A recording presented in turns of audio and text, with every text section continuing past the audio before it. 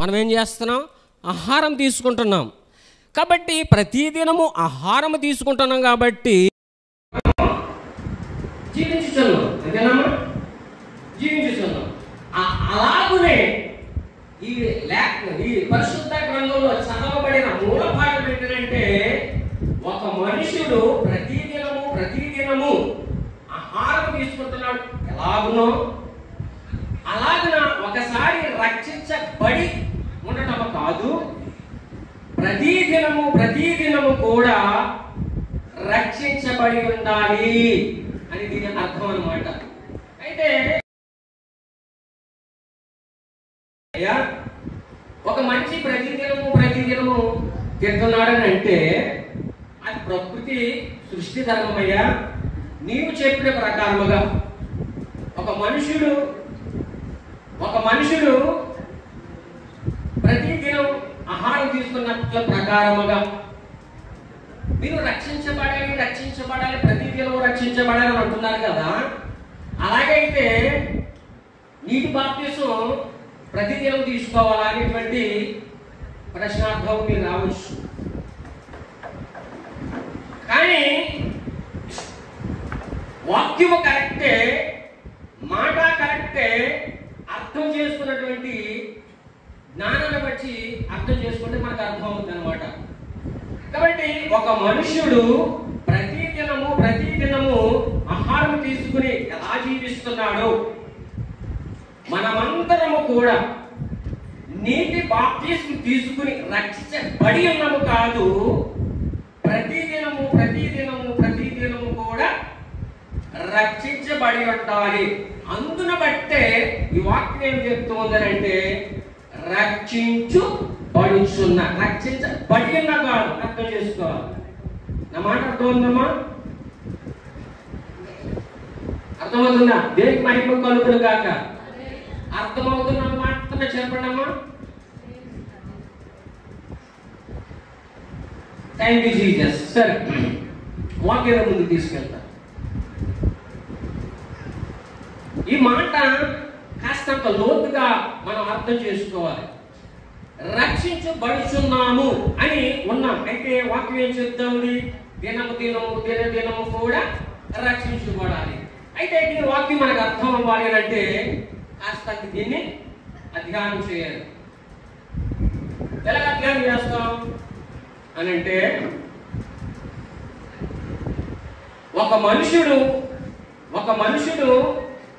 యేసే నిజమైన దేవుడని సొంత రక్షకుడుగా ఒప్పుకొనగా, యేసుక్రీస్తు నిజమైన దేవుడని అంగీకరించకుండా నీటి బాప్తిసం తీసుకోకుండా ఉన్న వ్యక్తి అయితే వాడు సాతాన సంబంధి. గుర్తుపెట్టుకోండి మాట. ఎవరైతే నీటి బాప్తిసం తీసుకోకుండా ఉంటాడో వాడు సాతాన సంబంధి. అయితే ఈ సాతాన సంబంధికి తెలుసు నిత్య నరకాగ్ని ఉందని. సాతానికి తెలుసు. అయితే ఇక్కడ ఈ మాట గమనించాలి.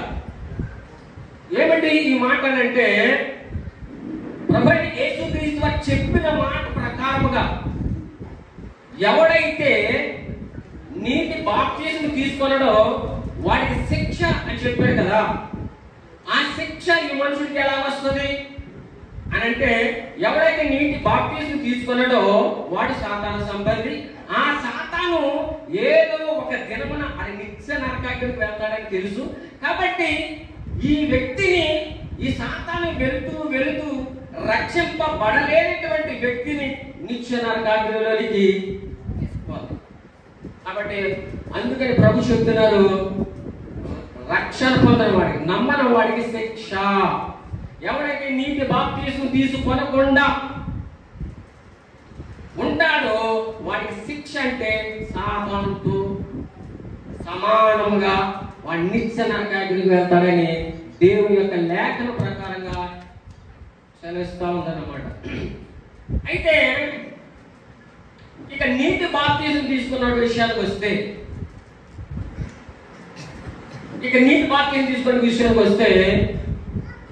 ఆ వ్యక్తి నీటి బాప్తిసం తీసుకుని రక్షించబడతాడు. కొన్ని దినములైన తర్వాత 3 నెలలు 6 నెలలు 1 సంవత్సరము అతను పరిశుద్ధంగా ఉంటాడు. అయితే అంతవరకు కూడా ఈ సాతాను ఈ యొక్క రక్షణ పొందిన వాడి యొక్క రాదు. వస్తుంది. ఎప్పుడు వస్తుంది? 3 నెలల తర్వాత, 6 నెలల తర్వాత, 1 సంవత్సరం పోయిన తర్వాత వస్తుంది.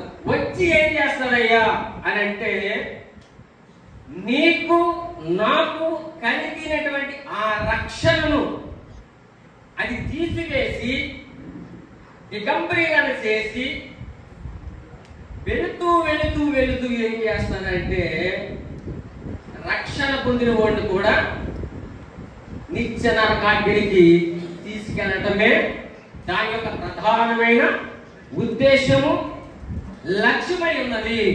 కాబట్టి ఇది ఒక మనుషుని యొక్క రక్షణ చేయాలంటే అనేకమైన కుయుక్తులు దీనికి ఉంటాయి. ఆ కుయుక్తులలో ఏదో ఒక కుయుక్తు చొప్పున ఏం చేస్తుందంటే మనకు అర్థం అవడం కోసం 3 భాగాలు ఈరోజు మీకు అర్థం చెప్పాలని ఆశపడతా ఉన్నాను. మన రక్షణ వస్త్రమును, మన రక్షణ ఎలా దొంగిలిస్తాడంటే 3 భాగాలు. ఒకటి, ఒక మనిషి నీటి బాప్తిస్మం తీసుకున్న తర్వాత దేహంలో కానీ అటు గృహంలో కానీ మొట్టమొదటిగా వచ్చేది ఏంటో తెలుసా? మొదటి భాగం చెప్తున్నాను. వేదన, దుఃఖము, శ్రమలు, రోగము, ఆర్థిక ఇబ్బందులు, శాంతి ఉండదు, ఇంటిలో గడిపిడి ఉంటారు. ఇది మొదటి దశ.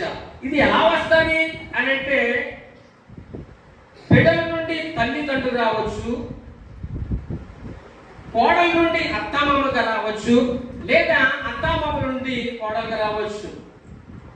బిడ్డ నుండి తల్లి నుండి బిడ్డలకును, అలాగే సమాజంలో ఉన్నటువంటి స్నేహితుల ద్వారాగా మన గృహంలోకి, మన దేహంలోనికి ఇవన్నీ కూడా వస్తాయి. వచ్చి ఏం చేస్తాయి అంటే, మనకు కలిగి ఉన్నటువంటి రక్షణ వస్త్రాన్ని దొంగిలిస్తాయి. అయితే ఇక్కడ కూర్చున్నటువంటి వారికి ఎవరికైనా అయ్యా మీరు చెప్పినటువంటి మాటల్లో, లేకపోతే ఆ శ్రమలో వేదన లేదు, దుఃఖం లేదు, శ్రమలు లేవు, ఆర్థిక ఇబ్బందులు ఏమి లేవు, ఆ దేవుడి మహాకృపైశ్వర్యాన్ని బట్టి నేను శాంతిగా ఉన్నాను, సమాధానంగా ఉన్నాను అని ఎవరైనా ఇక్కడ కూర్చున్న ఉన్నట్లయితే వారిని బట్టి దేవుడికి మహిమ కలుగును గాక. హల్లెలూయా, హల్లెలూయా. అయితే వీరి గురించి తర్వాత మాట్లాడుకోవచ్చు. ఈ ప్రకారముగా మొదటి భాగముగా శ్రమ ద్వారా, శోధన ద్వారా, అనారోగ్యం ద్వారా, ఆర్థిక ఇబ్బందుల ద్వారా శోధించి రక్షణను తీసేయడానికి ఇష్టపడతారు. ఒక భాగమైంది. రెండో భాగాన్ని ఆలోచన చేద్దాం. ఇవి తీసుకొచ్చే అన్ని కూడా సాతాను యొక్క సంబంధి సమూహం. అర్థం చేసుకోవాలి. ఇవన్నీ ఎవరు తీసుకొస్తారమ్మా? సాతాను యొక్క సంబంధాలు సమూహం తీసుకొస్తారు. అయితే వాటికి కొన్ని పేర్లు ఉంటాయి. కోట్లలో ఉంటాయి వాటికి పేర్లు. అయితే అన్ని మనం ఇప్పుడు చెప్పుకోలేము. కానీ ఆ యొక్క చీకటి శక్తికి పేర్లు ఏంటంటే ఆత్మలు. ఏంటమ్మా? ఆత్మలు ఇంచుమించు 10 మీకు పరిచయం చేసి ఒక్కదాన్ని అది ఎలా పనిచేస్తుంది అనే మాట జ్ఞాపకం చేయాలని ఆశపడుతున్నాను. మొదటిగా ఆత్మ అంటే మీకు బాగా బైబిల్ బాగా తిరుపున్న వాళ్ళకి, బాగా కొట్టున్న వాళ్ళకి ఆత్మకి బాగా తెలుస్తారు. సరే, ఈ ఆత్మల పేర్లు ఒకటి చీకటి ఆత్మ.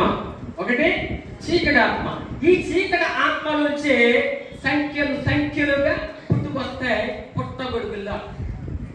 ఇవి వారు చేయబడిన పని విధాలు చేస్తాయి. సరే, మొదటిగా చీకటి ఆత్మ, లౌకిక ఆత్మ, ప్రకృతి ఆత్మ, దుష్ట ఆత్మ, రోగ ఆత్మ, కామ ఆత్మ, ఎజిబెల్ ఆత్మ, బ్రహ్మపరుషు ఆత్మ, గర్భు ఆత్మ. బ్రహ్మపరుషు ఆత్మ, కర్మ అర్థం చేసుకోండి. బ్రహ్మపరుషు ఆత్మ, గర్వ ఆత్మ. ఇటువంటి అన్నదమ్ములు గుర్తుపెట్టుకోండి.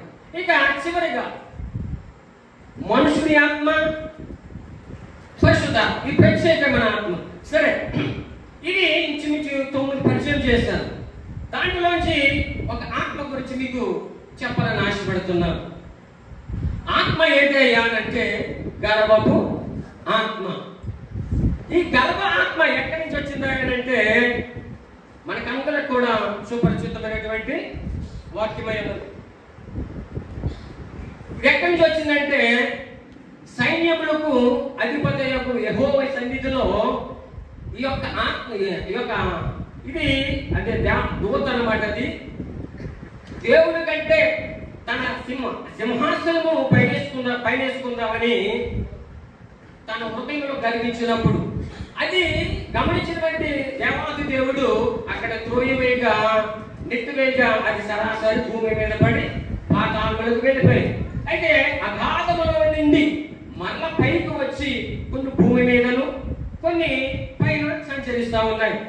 అయితే ఈ యొక్క గర్భపు ఆత్మ చేసే పని ఏంటి అని మనం ఆలోచన చేయాలి. దీని తీరు ఏంటంటే చాలా గమనించాలి. మొట్టమొదటిగా ఇలాంటి సంఘములో అదేం చేస్తుందంటే పాటలు పాడువారి మీదను అంత అవగాహన మీద ఉన్న వారిని బాగా పనిచేస్తారు. ఒక్క మాటలో చెప్పాలి అంటే దేవుని యందు భయము, భక్తి, విధేయత కలిగి దేవుని మందిరంలో ఎవరైతే ఉంటారో వారి మీద మాత్రమే ఈ గర్భ ఆత్మ పనిచేస్తారు. ఇది ఎలా పనిచేస్తారు అంటే ఒక తూటిగా 2 మాటలు చెప్పి నేను వాక్యాన్ని ముందుకు తీసుకెళ్ళాలని ఆశపడుతున్నాను. ఇది ఎలా పనిచేస్తుంది అంటే ఉదాహరణకి ఒక సంఘ దైవజనుడు సభలు ఏర్పాటు చేశాడు 3 దినాలు. అయితే ఆ మొదటి దిన మీద ఆ మొదటి రోజున పాపం ప్రారంభ ప్రార్థన చేశాడు. చేసిన తర్వాత విశ్వాసులు ఎవరో రావట్లే.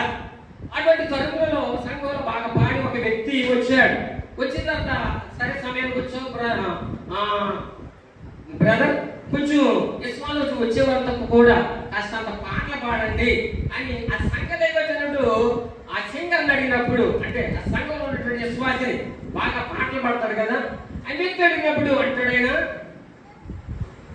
పాడదాం సార్, పాడతాడు అయ్యారు, పాడదాం జనాలే రాను అంటాడు. ఎందుకంటే ఈ మాట అని అంటే వాడి గాత్రమును వాడి స్వరమును వృధాగా పోకూడదు. ఇది ప్రజలకు నా స్వరము నా గాత్రాన్ని వినిపించాలి, నా టాలెంట్ చూపించుకోవాలని అంటారు. అయితే దీనిలో ఏముంది అని అంటే గర్వపు ఆత్మ. గర్వపు ఆత్మ. ఇక రెండవది చూస్తే బాగా ఆరాధన చేసుకోవడం కూడా మీద కూడా ఈ ప్రకారమే అది పనిచేస్తుంది. ఇక మూడవదిగా చూసినట్లయితే బైబిల్ బాగా చదివినవారు, బైబిల్ బాగా చదివిన వారు, కాస్త వివేచన దాని మీద పట్టున్న వారి మీద పనిచేస్తారు. ఒక మాట మీకు చెప్పాలని ఆశపడుతున్నాను, ముందుగా హెచ్చరిస్తున్నాను. ఏంటంటే ఇది నా మీద చెప్పాడు, నలుగురు పెట్టి చెప్పాడు మీరు అనుకోకు. మీకు అర్థం అవడం కోసాన్ని ఒక మాట ముందుగా చెప్తున్నాను. ఒకవేళ అలాగే మీరు అనుకుంటే నేను బాధ్యుడు కాదని ముందే మీకు హెచ్చరిస్తున్నాను. ఏంటంటే ఈ సంఘములో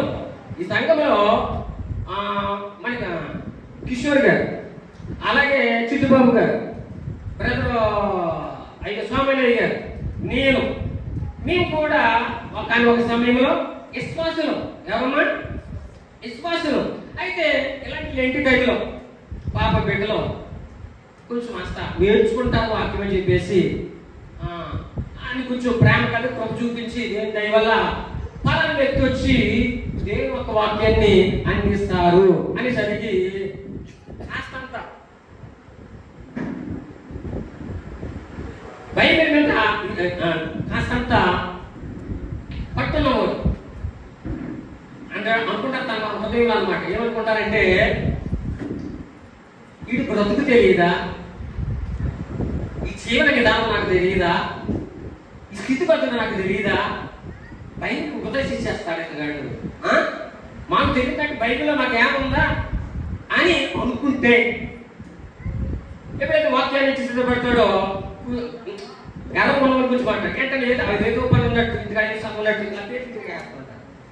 మళ్ళీ ఇంకా ఏదో అర్జెంట్ కాలం ఉన్నట్టుగా ఫోన్ చేస్తారో ఇది ఇలాగ చేస్తే వాడు గర్వం ఉన్నట్లు లెక్కని అర్థమవుతుంది దానికోసం ఈ ప్రకారం చెప్పినా. కాబట్టి ఇంకొక మాట, ఇలా సంఘములో పరిశుద్ధాత్మ చేత నింపబడిన వారు ఎవరైనా ఉంటే, పరిశుద్ధాత్మ చేత నింపబడిన వారు ఉంటే ఆడుకుంటే లక్షణాలు చెప్తారు. సరే, ఎవరు నా భాషకు నాకు ఎందుకు కానీ నా మట్టి నేను చెప్పుకుంటున్నాను. నేను దేవుడు పరిశుద్ధాత్మ చేత నింపబడాను, నేను భాషలు మాట్లాడతాను, ప్రవచిస్తాను, దేవుని కృపను బట్టి ప్రార్థన చేస్తే శ్రీకృష్ణ శక్తులు వెళ్ళిపోతాయి, కాస్తంత ఏదో రోగులు విడుదల వస్తారు. అప్పుడు నేను అనుకుంటాను, నేను పరిశుద్ధుడు కనుక నాలో పరిశుద్ధాత్మ దేవుడు ఉన్నాడు. ఇక్కడ నేను పరిశుద్ధుడు కనుక నాలో పరిశుద్ధాత్మ దేవుడు ఉన్నాడు. అందుకే నేను భాషలు మాట్లాడుతున్నాను, నేను ప్రవచించగలుగుతున్నాను, నేను ప్రార్థన చేయగా చీకటి శక్తి వెళ్ళిపోతాయి అని నేను అనుకుంటే నాలో ఏం పని చేస్తుంది? గర్వం ఆత్మ. గమనించండి, ఒక మాట మీకు సుస్పష్టమైనటువంటి మాట చెప్తాను. ఎవరైనాను పరిశుద్ధాత్మ చేత నింపబడి దెయ్యమును పోగొట్టుట, లేకపోతే అన్య భాషలు మాట్లాడుతా, కళ్ళు బుద్ధి నీ కొరకు ప్రవచిస్తున్నాడు అని అంటే అది పరిశుద్ధుడు అని డిక్లేర్ చేయటం మీ మనస్సాక్షిని బట్టి అర్థం చేసుకోండి. డిక్లేర్ చేయకూడదని చెప్తున్నాను, మళ్ళా చెప్తున్నాను. ఎవరైనా అన్య భాషలు మాట్లాడి ప్రార్థన చేయగా ప్రవచించినప్పుడు, దెయ్యపు శక్తులు విడుదల వదిలినప్పుడు వీడు పరిశుద్ధుడు అని డిక్లేర్ చేయొద్దని మరొక మాట మీకు జ్ఞాపకం చేస్తున్నాను. ఎందుకో తెలుసా? ఆత్మ వరముల కంటే ఫలము ప్రాముఖ్యమైనది. నేను మహిమ కలుగును గాక, దేవుడికి మహిమ కలుగును గాక. మరొక చెప్తున్నాను, ఆత్మ వరములతో పాటు ఫలము కూడా ప్రాముఖ్యమైనది. ఏంటి ఆ ప్రాముఖ్యమైనది?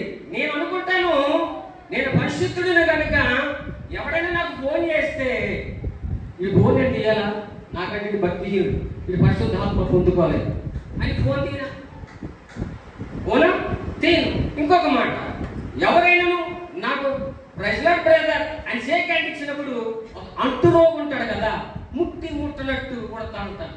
అంటే వాడు పరిశుద్ధాత్మ లేడు, నేను పరిశుద్ధాత్మతో నింపబడి అని లోనకి నేను అనుకుని అలాగునే చేస్తే గర్వము ఆత్మ. అందుకని దేవుడు వాక్యం ఏం చెప్తుందే తెలుసా? కీర్తన 31:12 కీర్తన 31:23 ఏమైనా రాయబడి ఉంటుందంటే దేవుని వాక్యము కాదు కాదు, చివరి వచనం వచ్చేసింది, కింద వచనం. సరే, 37వ కీర్తన 23వ వచనం చివరి వచనం, చివరి మాట. మైక్ తీసుకుంటుంది.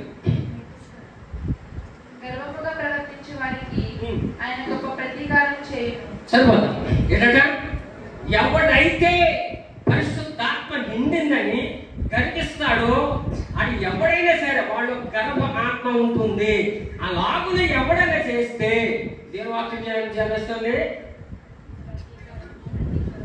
మామూలుగా ప్రతికారం చేయాలంట, గొప్ప ప్రతికారం చేస్తాడని దేవుని వాక్యం చదివిస్తా ఉంది. కాబట్టి ఎప్పుడైతే ఈ గర్వ ఆత్మ ఉందో బ్రహ్మపరచు ఆత్మ వచ్చేస్తారు పక్కన. బ్రదర్ గర్భాత్మ గారు మీరు అట్లా ఉండండి, మీకు సహాయం చేస్తారని బ్రహ్మపరచు ఆత్మ వచ్చేస్తారు. బ్రహ్మపరచు ఆత్మ వచ్చేసి ఏం చేస్తారంటే ఈ భక్తి కర్మని పరిశుద్ధాత్మ నింపబడిన ఏంటంటే అందరూ కూడా ఆయనను కాదు, ఒక మాట జ్ఞాపకం చేసి, ఎవరైతే పరిశుద్ధాత్మ చేత నింపబడ్డాడో వాడితో పాటు ఈ రెండు ఆత్మలు పనిచేస్తాయి. అప్పుడు బ్రహ్మపరచు ఆత్మ అంటారంట, బ్రదర్ మీరు అలా ఉండండి నేను పని చేస్తాను కదా అంటారు. ఇది వారికి క్రియ చేసింది కదా, ఫోన్ చేసి తీయడు, అలాగనే షేక్ హ్యాండ్ ఇస్తే ఎవరు ఈ ప్రకారం చేస్తున్నప్పుడు అప్పుడు అంటది ఆత్మ బ్రహ్మపరిశాత్మ, నీలో పరిశుద్ధాత్మ ఉన్నాడు, నీలో పరిశుద్ధాత్మ తగ్గదు, నువ్వు తగ్గకయ్యా, నువ్వు పరిశుద్ధుడు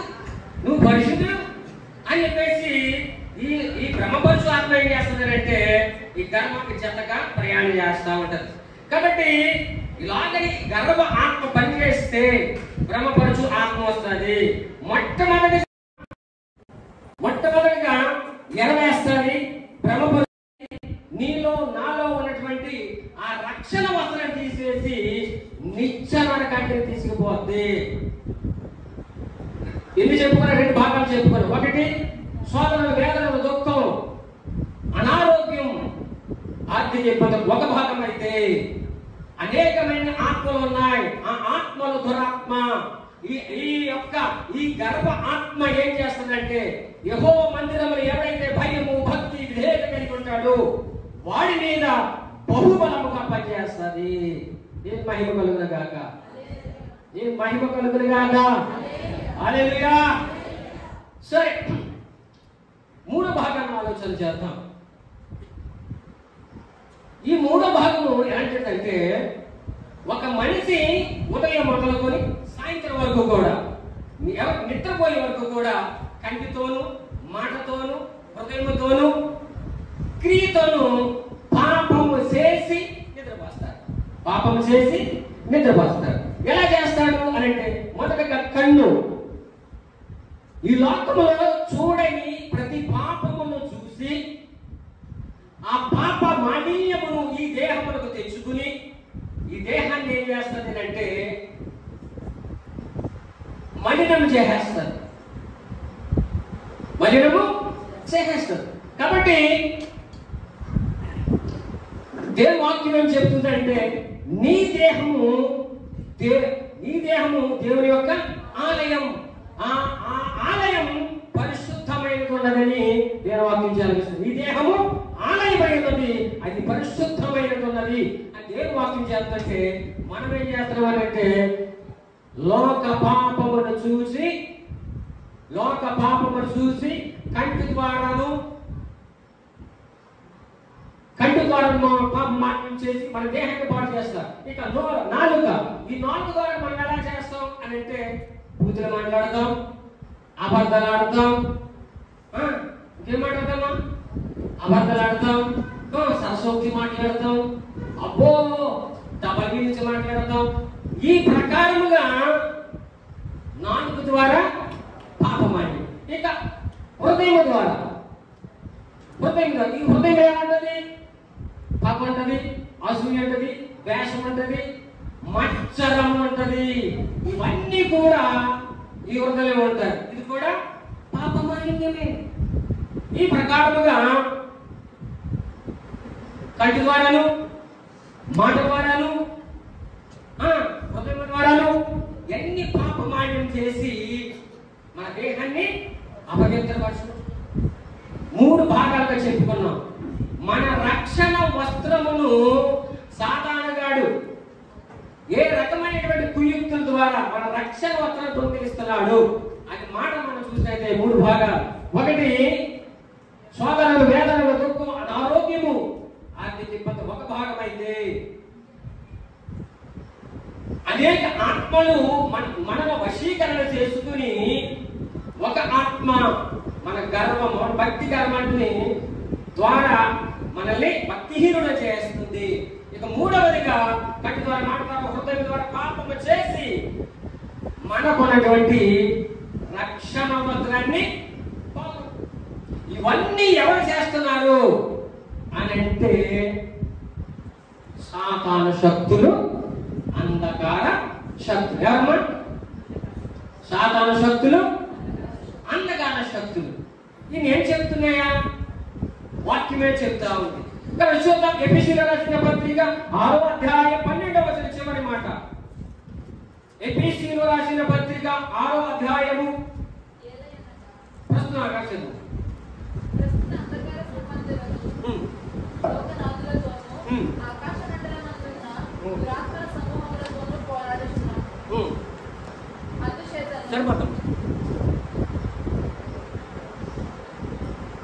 దయచేసి మళ్ళీ రిక్వెస్ట్ చేసింది, రికార్డు అవుతుంది, చెప్పలేని మాట దాన్ని మాట్లాడిన మాట దాంట్లో ప్రస్తుత అంధకార సంబంధులకు లోకనాథులతోనూ ఆకాశ మండలమందున్న దురాత్మల సమూహములతోనూ పోరాడుచున్నాము. మంచిదా?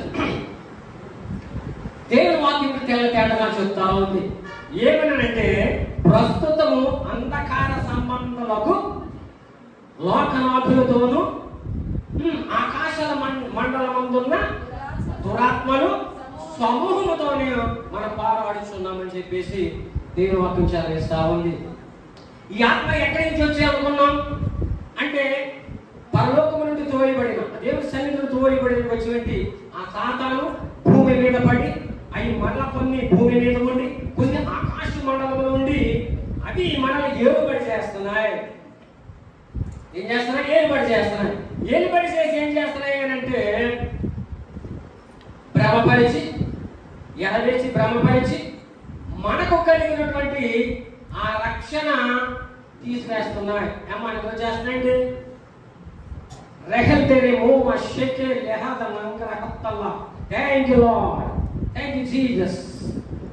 కనుక మనం అనుకుంటున్నాం క్రీస్తు రక్తం చేత కడగబడి రక్షించబడి ఉన్నామని ఎంతవరకు భ్రమించి ఉన్నాం. కాబట్టి దేవుని వాక్యం ఏం చెప్తా ఉంది అంటే, అయ్యా నీవు రక్షించబడి ఉన్నావు, మంచిదే. దినదినము కూడా రక్షించబడి ఉండాలి. ఎందుకంటే 3 భాగాలుగా చెప్పుకున్నాం మన రక్షణను ఎలా ఉన్నాడంటే. కాబట్టి ఈ రక్షణ వస్త్రం ఎలా దొంగిలిస్తున్నాడు తెలుసుకున్నాం. అయితే ఎలా రక్షించబడాలి? వాక్యం చెప్తుంది కదా, రక్షించబడుచున్నాము ఉంది. రక్షించబడి ఉన్నాము కాదు, రక్షించబడుచున్నాం అనగా రక్షించబడి ఉన్నాము కాదు, దినదినము కూడా రక్షించబడి ఉండాలయ్యా నేను వాక్యం చెప్తాను. అమ్మ మొదటి అర్థమైందా? బాధపడిన క్షేత్రంలో పోతున్నాడా? నేను మహిమ కలుగునే కనుక హల్లెలూయా, హల్లెలూయా. సరే, ఎలా మనం దినదినము రక్షించబడి ఉండాలి అని అంటే ఇది అర్థం అవ్వాలంటే కింద వచ్చిన మనం చదువుకోవాలి. మూల పాఠంలోకి వెళ్దాం. ఏమిటది? రక్షించబడుచున్న మనకు దేవుని శక్తి. మొదటి భాగం మనకు అర్థం అవ్వాలంటే ఈ యొక్క 2వ మాట అధ్యయనం చేయవలసిందే. క్లుప్తంగా ముగించేస్తాను, కంగారు పడకూడదు. Thank you Jesus. మనకు దేవుని శక్తి. మనకి ఎలా వస్తుంది దేవుని శక్తి అని అంటే దీనికి 3 పాఠాలు చూద్దాం. మొదటి పేతురు 1వ అధ్యాయము, 1 పేతురు 1వ అధ్యాయము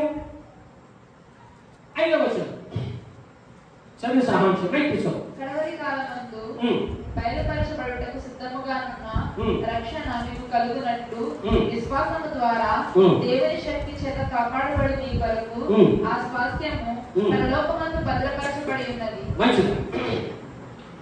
ఇప్పుడు చదువుకున్నటువంటి లేఖన భాగంలో మనకు 3 మాటలు అక్కడ కనబడుతూ ఉంటాయి. అయితే మూల పాఠంలో సరిపడేటువంటి వాక్యాలు మనం తీసుకుని అధ్యయనం చేద్దాం. ఏంటి 3 మాటల్లో అంటే దేవుని శక్తి చేత కాపాడుబడు నీ కొరకు. అర్థం చేసుకోండి.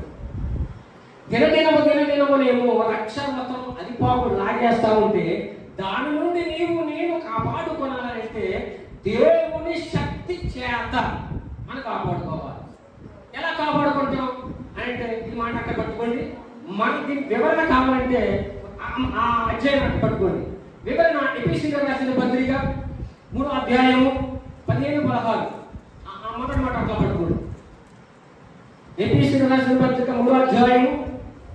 మీరు అంతరంగ పురుషుని యందు శక్తి కలిగి ఆయన ఆత్మ వలన బలపరచబడినట్లుగాను క్రీస్తు మీ హృదయములలో విశ్వాసము ద్వారా నివసించినట్లుగాను.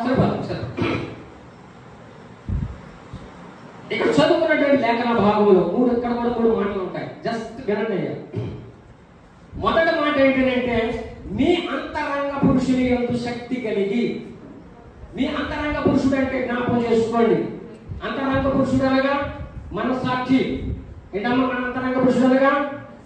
మనస్సాక్షి. గుర్తు పెట్టుకోండి. ఈ మనస్సాక్షి శక్తి కలిగి 2వ మాట మనం చూస్తే ఆయన ఆత్మ వలన బలపరచునట్లుగా ఉంటుంది. సరే, మొదటి పేజీలో మనం చదువుకున్న మాట ఏమిటి అంటే దేవుని శక్తి చేత కాపాడుకోవాలంటుంది. ఇక్కడ ఏమవుతుందంటే ఆయన ఆత్మ చేత బలపరచబడి అనుతుంది. సరే, ఆ పేతురును ఈ ఎఫెసీయులను ఈ రెండు మాటలు మీకు అర్థం అవడం కోసం ఒక మాటను ఉదాహరించి మాట్లాడతా. అర్థం అవడం కోసం, ఒక శత్రువు ఉన్నాడు, అది మహాబలాక్షుడు. వాడితో ఒక పక్క పిలాసి పోరాడుతున్నాడు. అయితే ఈ బలాఢ్యుడు ఈ బక్కని ఎలా చంపేస్తాడు, ఈ బక్కడికి అర్థమైపోయింది. అయితే ఈ బలాఢ్యు నుండి ఈ బక్కోడు కాపాడుకోవాలంటే ఏం చేయాలంటే మొట్టమొదటిగా బలం పొందుకోవాలి. ఏం పొందాలమ్మా? బక్కోడు ఏం చేయాలి? బలం పొందుకోవాలి. ఎప్పుడైతే బలం పొందుకున్నాడో ఈ బలవంతుడి మీద వాడి మీద కాపాడుకోవాలి. అర్థమైన పాయింట్ అమ్మా. పేతురును ఇక్కడ ఎఫెసీయుల మాట గురించి మాట్లాడు. దగ్గర వస్తాను. ఏమైనా చదువుకున్న పేతురులో దేవుని శక్తి చేత కాపాడుబడతారు. అంటే మనకు పోగొట్టుకుంటున్న ఆరక్షణ నీవు నేను కాపాడుకోవాలంటే దేవుని శక్తి చేత మనం కాపాడుకోవాలి. నీ దేవుని శక్తి కావాలంటే ఆయన ఆత్మ ద్వారా మొట్టమొదటిగా బలం పొందుకోవాలి. ఏం చేయాలమ్మా? మొట్టమొదటిగా బలం పొందుకోవాలి. ఎప్పుడైతే మనం బలం పొందుకున్నామో అప్పుడు సాతాను యొక్క వాడిని కాపాడగలుగుతాం, లేదా మన రక్షణ నుండి కాపాడగలుగుతాం. సరే, ఈ మాట కాస్తంత లోతులో తీసుకెళ్ళని ఆశపడుతున్నాను. సమయం అయిపోయింది, దయచేసి ఏమనుకోవద్దండి.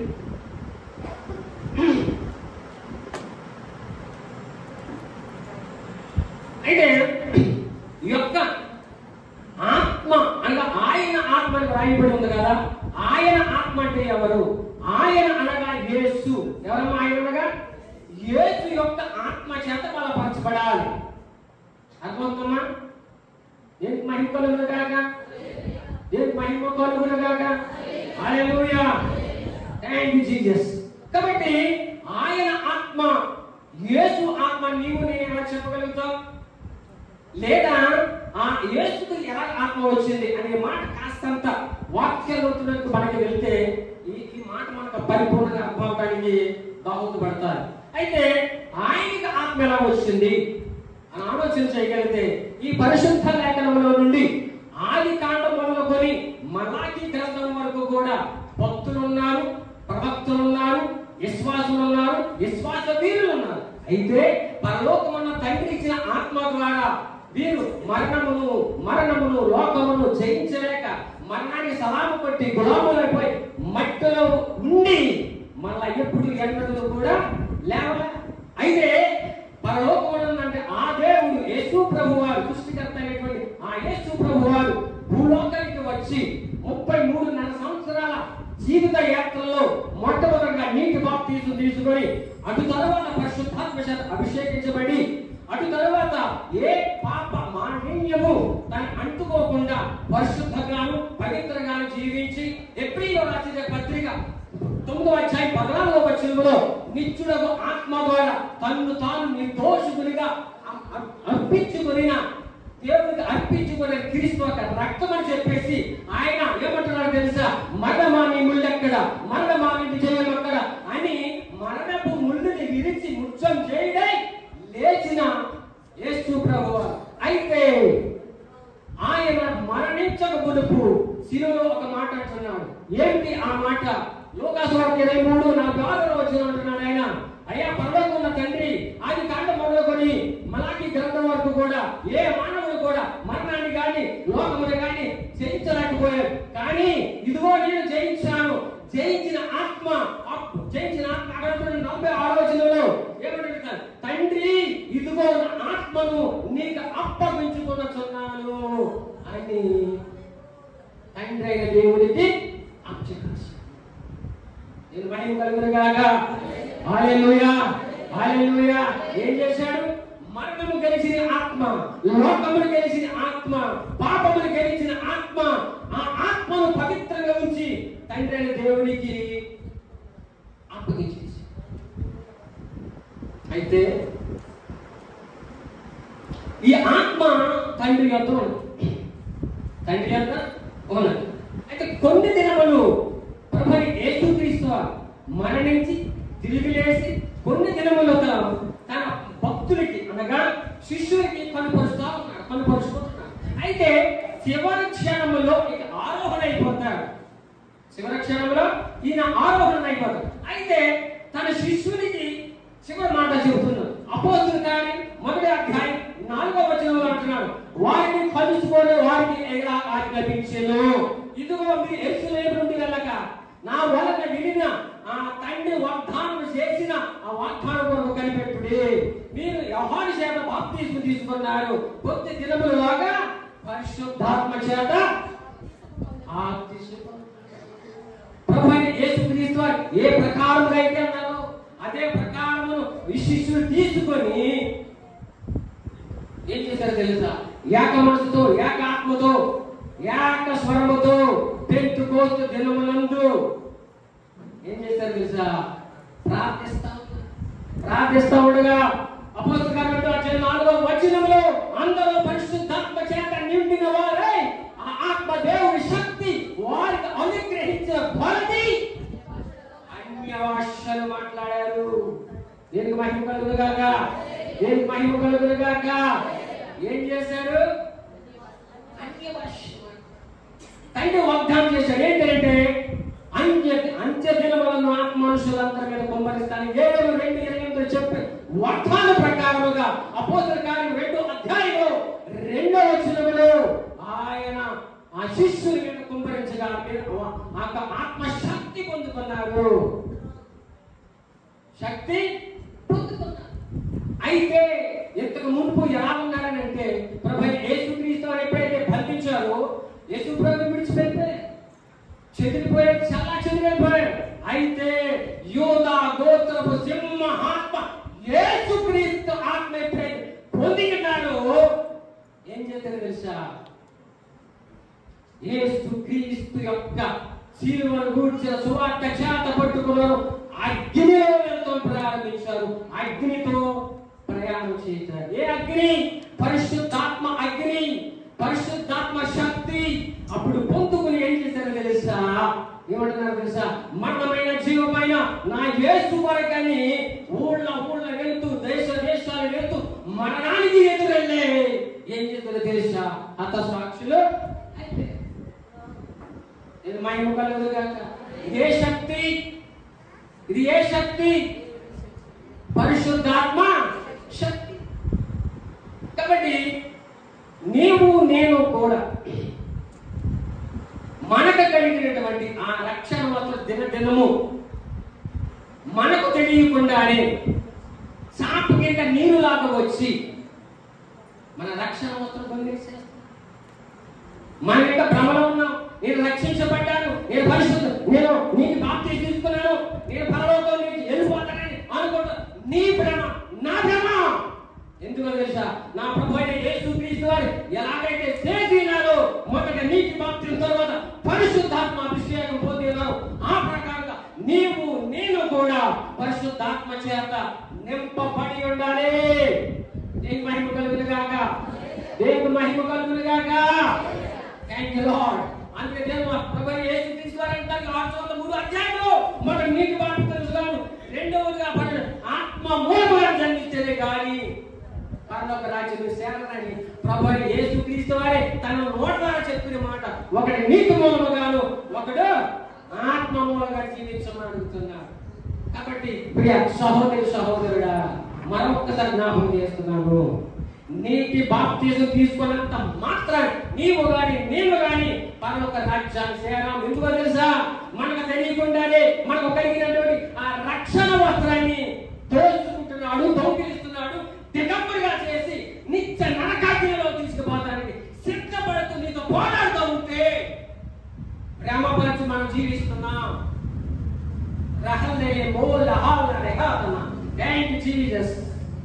కాబట్టి ప్రియ సహోదరి సహోదరుడా, అలనాడు అపోస్తులు ఎలాగైతే పరిశుద్ధాత్మ చేత నింపబడి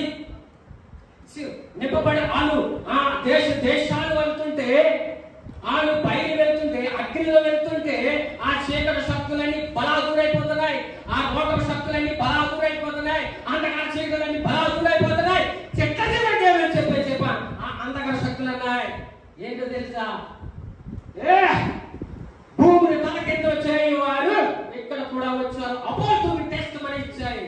కాబట్టి ప్రియ సహోదరుగా అట్టి పరిశుద్ధాత్మ చేత నేను నింపబడితే కడగబడతా, నిత్యం కడగబడతాం. ఎలా కడగబడతాం? నేను చెప్తున్నానా? ఆత్మ ద్వారా కడుగుతాడని దేవుని వాక్యం చేస్తా ఉంది. చూద్దాం.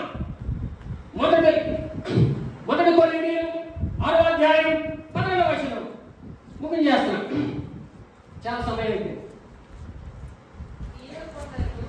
అమ్మా మన ప్రభువుని యేసుక్రీస్తు నామమున మన దేవుని ఆత్మ అందరినీ కడగబడి పరిశుద్ధ పరచబడిన వారై నీతిమంతులుగా తీర్చబడి ఉన్నారని దేవుని వాక్యం చదివిస్తా ఉంది.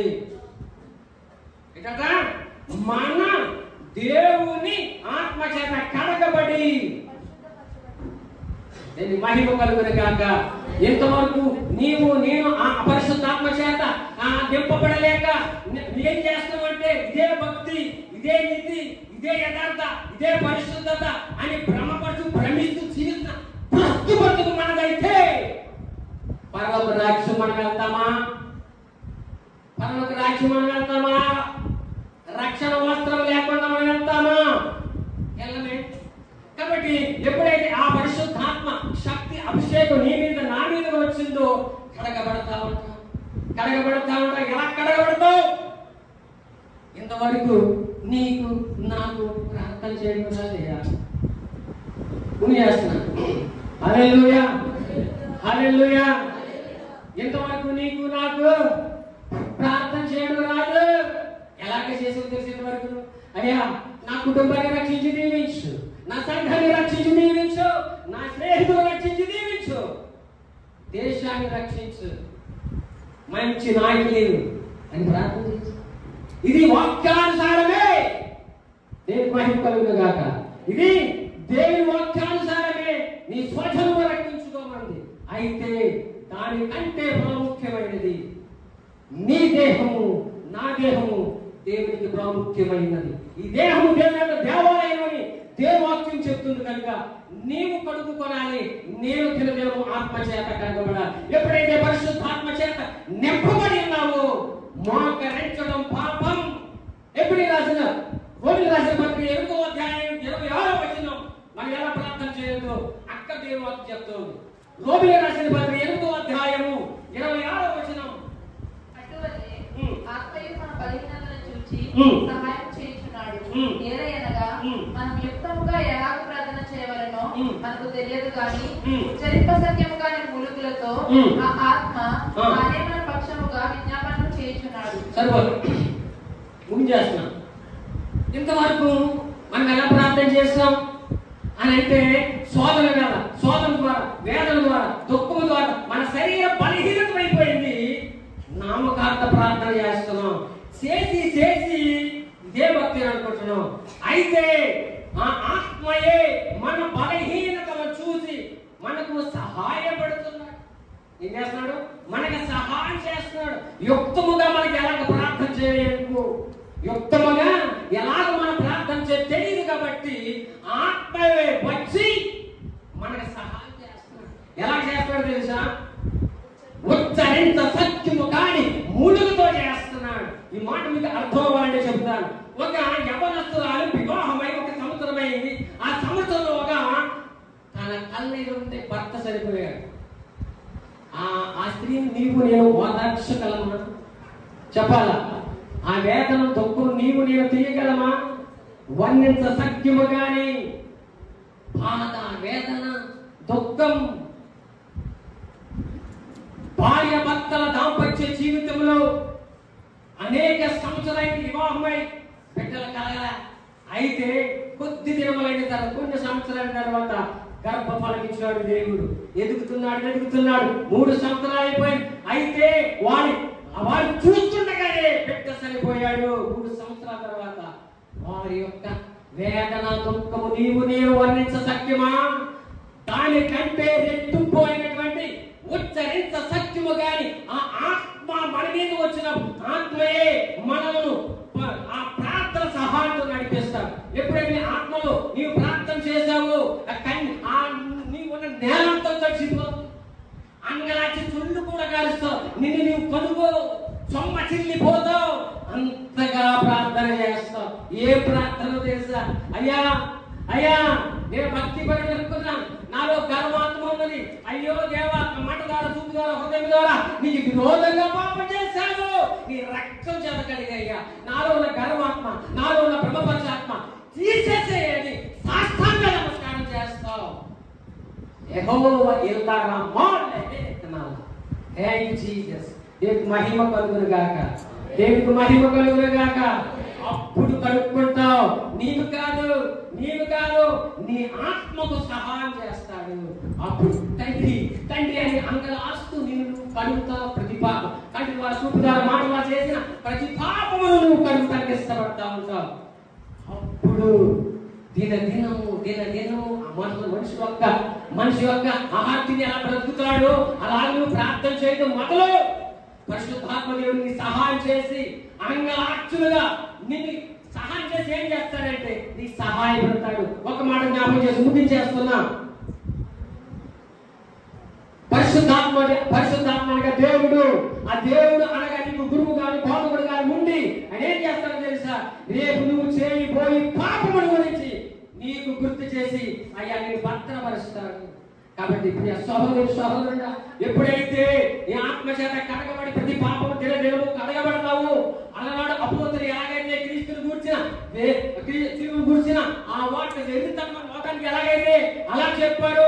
ఎప్పుడైతే ఆత్మ చేత నింపబడిన వాడు ప్రార్థన చేస్తున్నప్పుడు దురాత్మ శక్తులు వెళ్ళిపోతున్న ప్రార్థించాయో జీవమైన మరణమైన దేవుడు కోరికని చెప్పేసి వారు ఎలాగైతే ముందుకు వెళ్ళిపోయారు అలాగే నీవు ప్రతి దినము ప్రార్థన చేస్తే ఏదో ఒక దినమున ఎవరో ఒక ప్రార్థన కోరినప్పుడు అయ్యా నా బిడ్డకి అనారోగ్యం ఉంది ప్రార్థన చేయనప్పుడు నీవే ఒకవేళ ప్రార్థించగా చీకటి శక్తులు రాకపు శక్తులు అయిపోతుంటే నీ ఆత్మ నీ మనస్సాక్షి తెలుస్తుంది.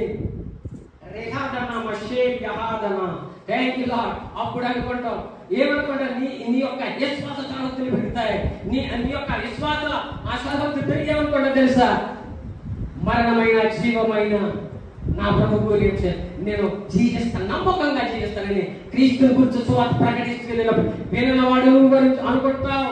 ఏమనుకుంటా? శిలువను కూర్చిన వార్త నశించిపోతున్న వారరా నీకు వెలుగుదనం అయితే పరిశుద్ధాత్మ చేత కడగబడి పరిశుద్ధుడిగా నీతిమంతుడిగా తీర్చబడిన నేను దేవుని శక్తి అని మాటలతో కాదు, ప్రసంగం చేసేది కాదు, దేవుని పరిశుద్ధాత్మ చేత వాక్యానుసారంగా ఆత్మానుసారం నీవు జీవించినప్పుడు ఆత్మ చేత నువ్వు పొందుకున్నప్పుడు అప్పుడు చెప్తావు. ఏమని చెప్తావు?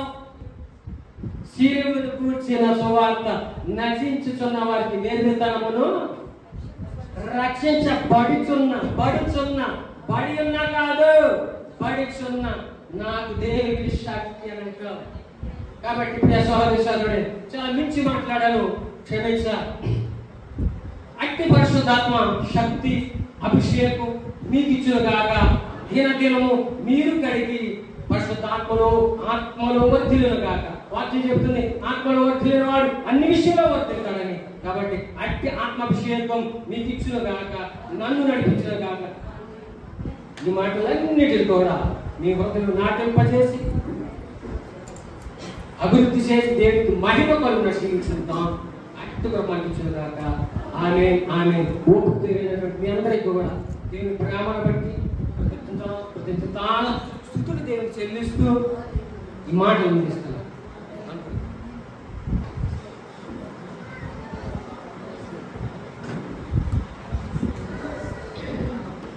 అందరూ లేచించున్నాం, సమయం ఎక్కువైంది కనుక ప్రార్థన చేసుకున్నాం.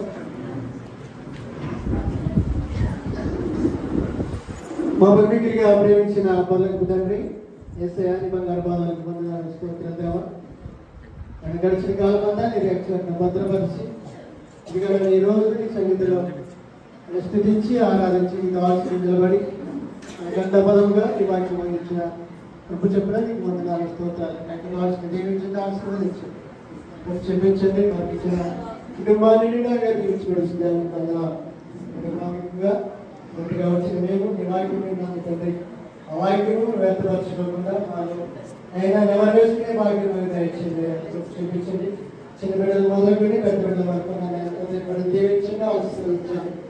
బిడ్డలైనా స్కూల్కి వెళ్తుండగా ఎక్కువ అయినా జ్ఞానాన్ని దయచేయడానికి ప్రతి బిడ్డలు నిండారుగా దీవించడం అన్ని దినాలకి సన్నిధిలో మేము ఆరాధించి మేము స్థితించే భాగ్యం మాకందరికీ దయచేయండి.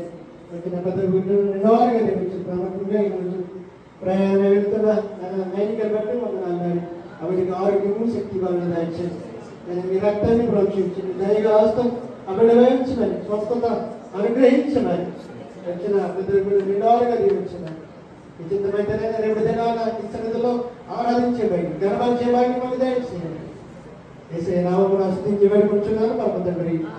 మన తండ్రి అయిన ప్రేమయు కుమారుడైన యేసుక్రీస్తు వారి కృపయు పరిశుద్ధాత్మ సహాయం కూడి మనకు సకల ప్రజలకు ఆయన కృపా సమాధానం కలుగును గాక.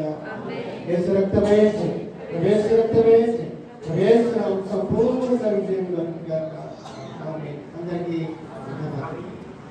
మర్చిపోకండి, మరి 2వ తారీఖున ఏదో శరత్ గారి వద్ద ప్రార్థన కూడిగా మరి ప్రార్థన చేయాలని మనం నేర్చి ఉన్నాను. ఇంకా ఎవరైనా పెట్టాలనుకున్న వారు సహకరించాలని మనం చేయించు ఉన్నాం.